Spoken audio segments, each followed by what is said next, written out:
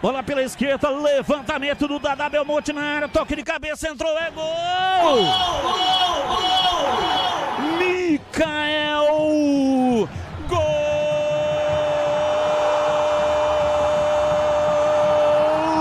do CRB!